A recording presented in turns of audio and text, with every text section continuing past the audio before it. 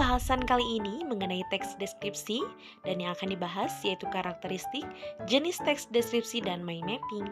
Oke, sekarang kita masuk ke karakteristik teks deskripsi. Untuk karakteristik yang pertama yaitu tujuan teks adalah menggambarkan objek yang bersifat spesifik. Ingat, objek yang bersifat spesifik.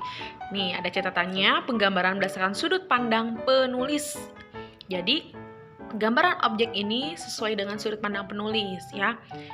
Sudut pandang penulis misalnya tentang pantai ini tuh bagaimana ya. Terus hal yang digambarkan bagian-bagian dari objeknya, bagian-bagian dari si pantai ini tuh apa? Karena objeknya pantai misalnya yang tadi ya. Penggambaran dilakukan berdasarkan penginderaan, indera penglihatan, pendengaran, penciuman, pengecapan, dan perasaan. Contoh indera penglihatan, menyajikan pemandangan yang sangat istimewa bagi para pengunjungnya. Itu kalimatnya seperti itu.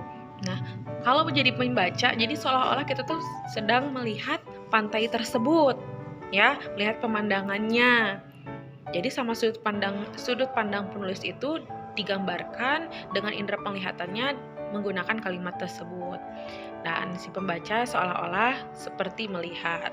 Contoh yang kedua, yaitu beberapa pondokan yang tertata rapi di sepanjang pinggir kolam. Itu bisa indera penglihatan ya. Menyaksikan matahari yang tenggelam secara perlahan di ufuk barat, itu juga bisa indera penglihatan. Lalu contoh yang selanjutnya, ramai didatangi pengunjung yang ingin berwisata alam. Ramai, itu bisa dari indera pendengaran karena terdengar ramai sekali.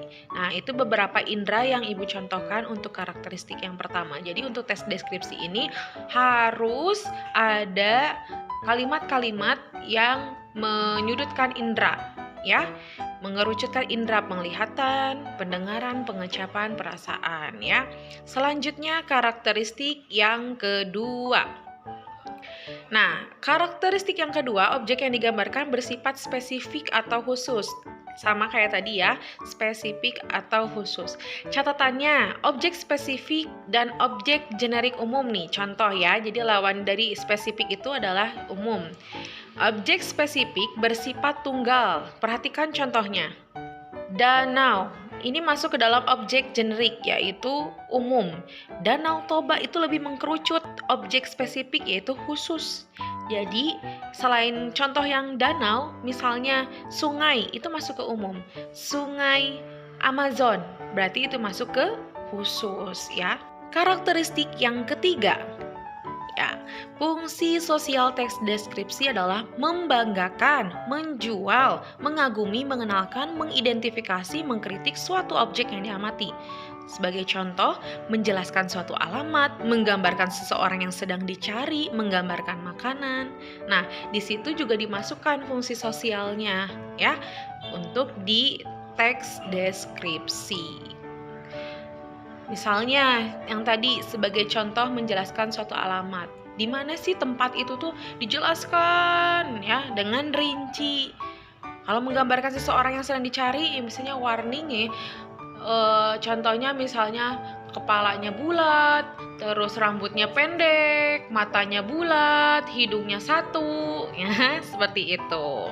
Itu untuk karakteristik yang ketiga. Kita masuk ke jenis teks deskripsi. Ya, teks deskripsi juga dibedakan atas beberapa jenis tergantung dari tujuan dan objeknya loh. Nah, sekarang berdasarkan tujuannya, waktu itu Bu Esa sudah menjelaskan tujuan dari teks deskripsi dan itu ternyata masuk ke dalam jenis teks deskripsi. Yang A, teks deskriptif explanatory. Nah, teks deskripsi jenis ini umumnya memiliki tujuan untuk memberikan informasi mengenai sesuatu hal yang umumnya sudah sering ditemui oleh pembaca. Misalnya memberikan penjelasan mengenai objek, tempat, dan keadaan tertentu. Berarti yang sudah sering ditemui oleh si pembaca. Itu explanatory. Yang kedua, teks deskriptif sugestif. Nah, teks deskripsi jenis ini bertujuan agar pembaca menciptakan imajinasinya sendiri tentang objek, tempat, dan keadaan tertentu, sehingga interpretasi terhadap suatu topik bisa jadi sangat subjektif. Jadi, kalau jenis teks ini dilihat dari sudut pembaca. Misalnya kita yang baca, menurut kalian ini masuk ke sugestif atau explanatory? Kalau explanatory berarti yang sudah ditemui si objeknya. Misalnya pantai Parangtritis sering ditemui. Sugestif berarti yang menciptakan imajinasinya sendiri. Ya, selanjutnya. Nah, yang kedua berdasarkan objeknya. Teks deskripsi subjektif, jadi penggambaran objek menurut sudut pandang penulis, beda dengan tujuan. Ya, kalau tujuan tadi kan ada sugestif, yaitu imajinasi, dan explanatory yang sudah kita tahu. Itu sudut pandang dari si pembaca. Kalau ini dari sudut pandang penulis. Nah, yang B, teks deskripsi spasial, jadi penggambaran objek berupa tempat, benda, ruang, dan lainnya. Misalnya tentang rumah.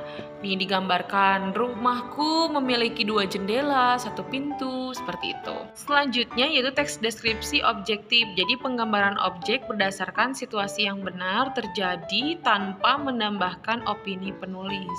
Jadi info-infonya dimasukkan ke dalam teks deskripsi, lalu ada ceritanya juga dimasukin, dan kita tidak menambahkan nih si penulis itu dengan kalimat-kalimat penulis, ya, seperti itu. Terakhir, kita masuk ke mind map atau peta pikiran.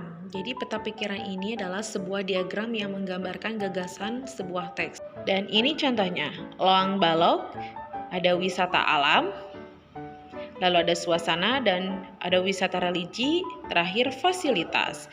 Nah, di fasilitas ini kalian diturunkan lagi, ada fasilitas apa, pondokan, warung, makan, seperti itu. Atau contoh mind map peta pikiran seperti gambar ini di halaman 8 buku kalian, ya. Selanjutnya latihan soal ya. Semangat. Assalamualaikum.